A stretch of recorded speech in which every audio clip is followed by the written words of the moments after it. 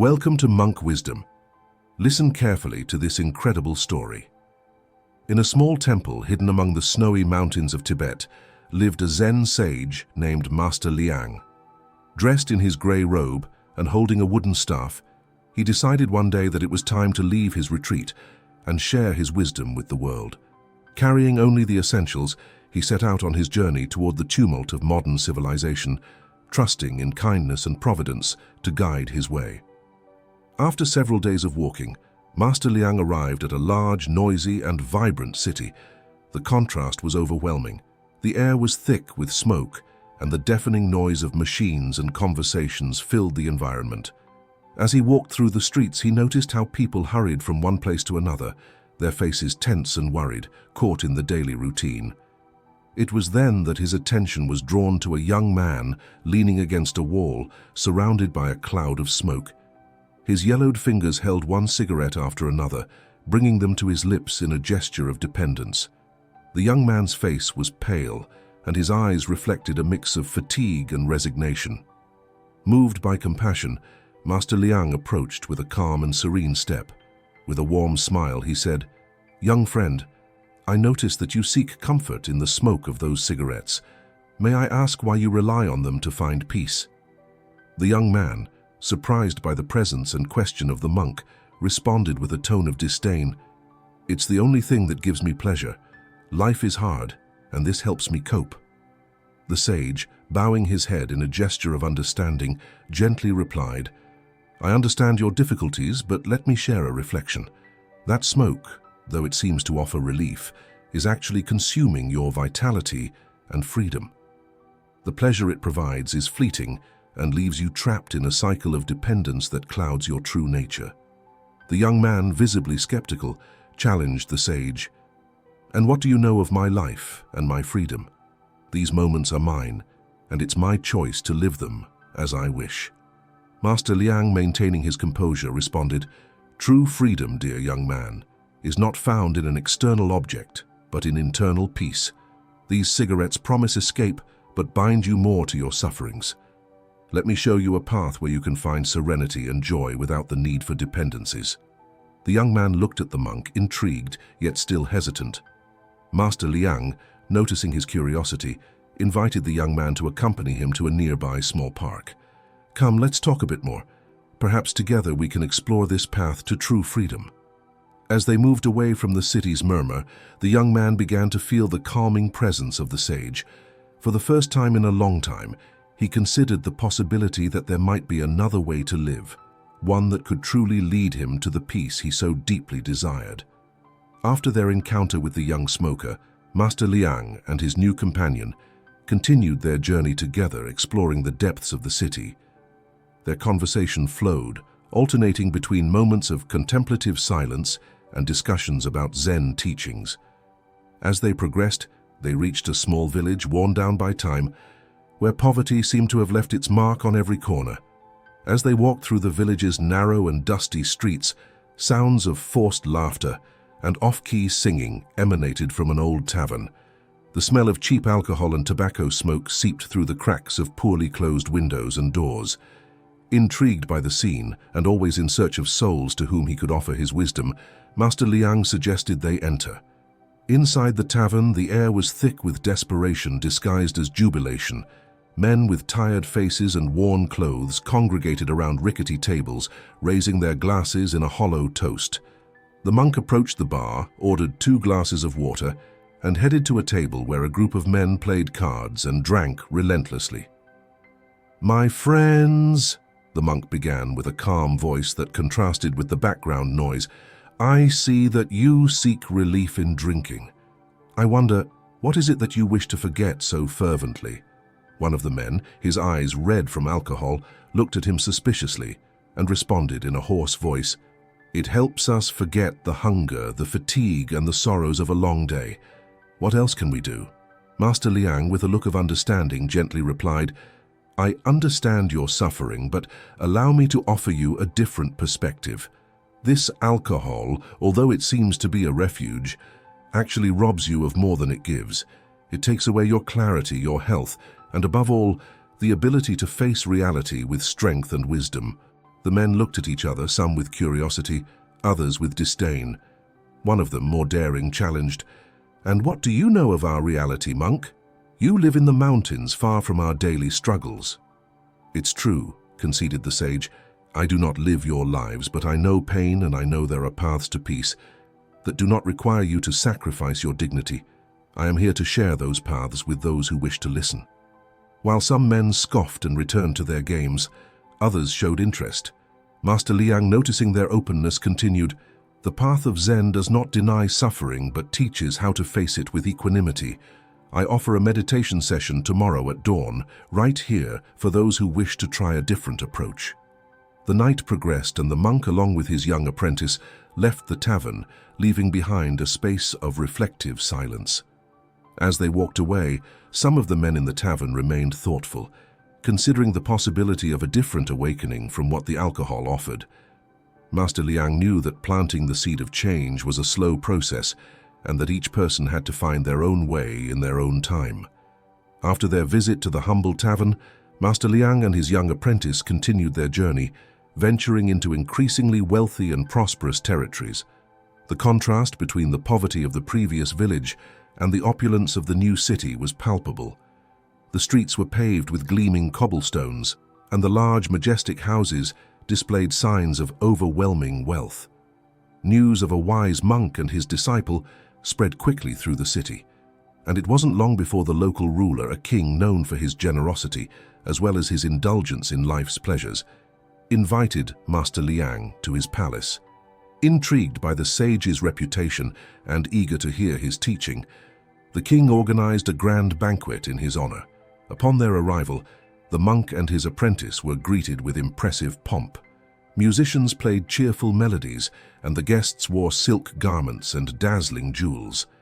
The king, a man of notable corpulence and jovial face, welcomed Master Liang with a warm hug and led him to the main table, where the most exquisite delicacies were already laid out.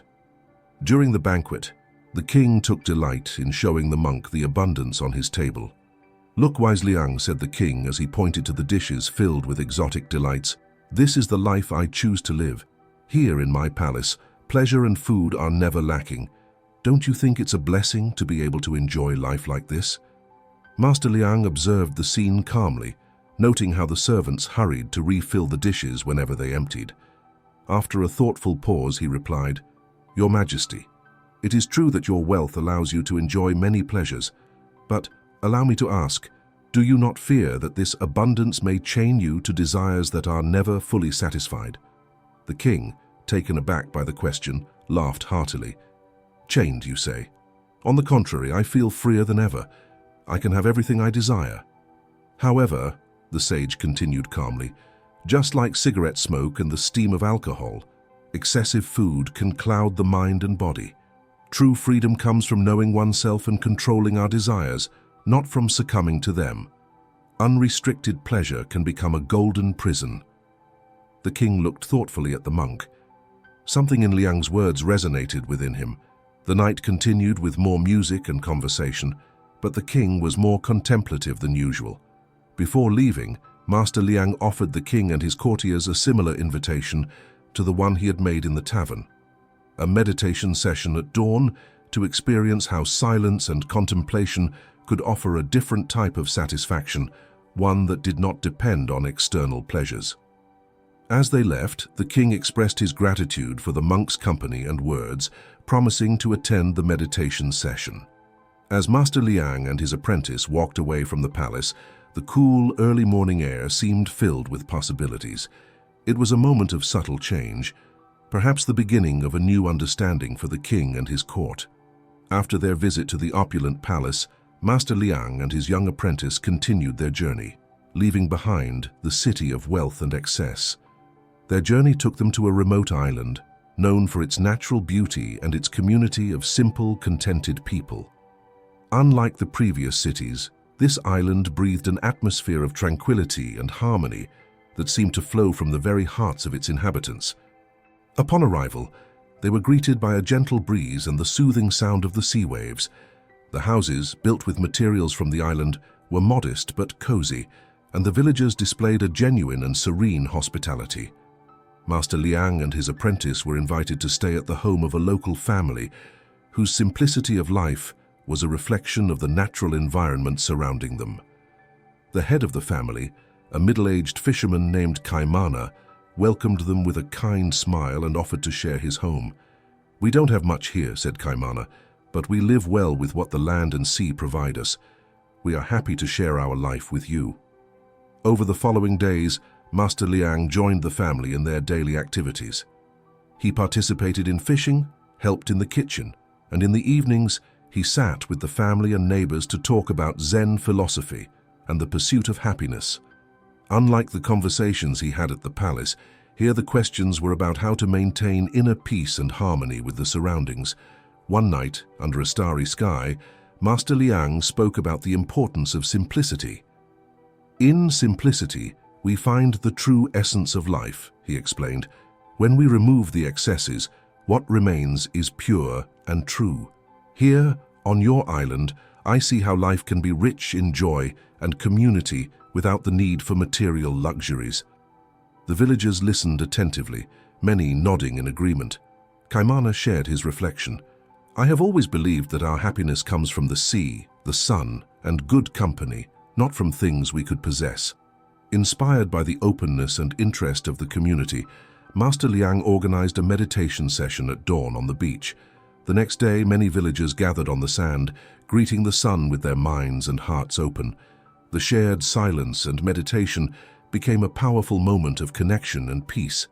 As time passed on the island, Master Liang's apprentice observed and learned not only about Zen, but also about how a life guided by simplicity and gratitude could be profoundly satisfying. The lesson of the island was not just for him, but for everyone who sought true happiness beyond material goods. When it was time to leave, the farewell was bittersweet. Master Liang and his apprentice took with them not just memories, but also valuable lessons on simplicity, community, and the true joy of living in harmony with nature.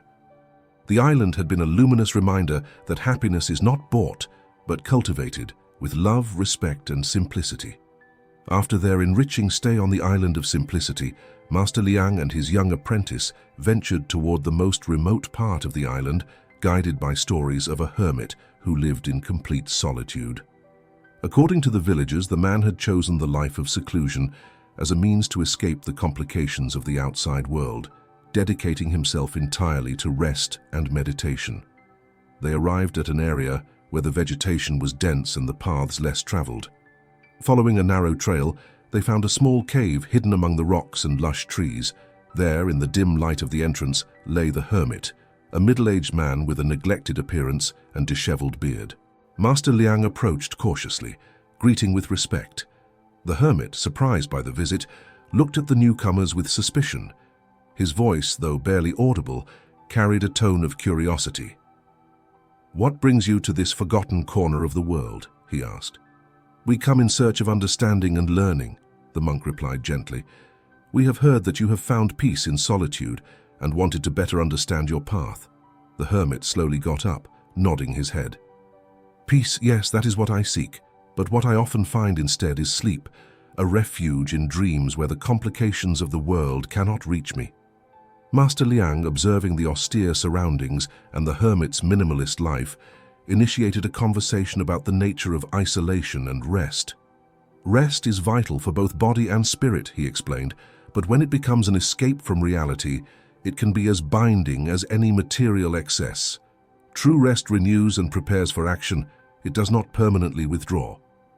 The hermit listened, his expression showing a mix of defense and openness. "I have sought to free myself from the pain and fatigue of the world, finding refuge in sleep. But sometimes I wonder if I have slept too much, if I have lost touch with life itself." Master Liang nodded, understanding the man's inner struggle. "Life is a balance between action and rest. Perhaps your soul seeks not only stillness, but also an active purpose. Meditating is not just closing one's eyes to the world, but also opening the heart to new possibilities." Inspired by the monk's words, the hermit agreed to participate in a meditation session led by Master Liang at dawn the next day. Together, in the quiet of the morning, they explored meditation techniques that promoted both serenity and conscious engagement with the present. This experience was revelatory for the hermit, who began to see that isolation could be a tool for finding strength and clarity, not just a means to flee. Encouraged by the monk and his apprentice, he began to consider ways to gradually reintegrate into the community, using his experience of solitude to enrich the lives of others. Master Liang and his apprentice, satisfied with the hermit's evolution, bid farewell with the promise that knowledge and compassion are lights that, once lit, can dispel the deepest darkness of isolation. With each step back to civilization, they reflected on the many forms that the pursuit of inner peace could take, and how each person must find their own balance in that journey. Don't forget to subscribe to Monk's Wisdom for more empowering videos, and if you liked this story, I invite you to watch 20 Ancient Secrets for Longevity, Zen, Ancient Wisdom, Monk's Wisdom. These stories transform your journey towards a bolder, more confident life, surrounded by good moments. Until next time.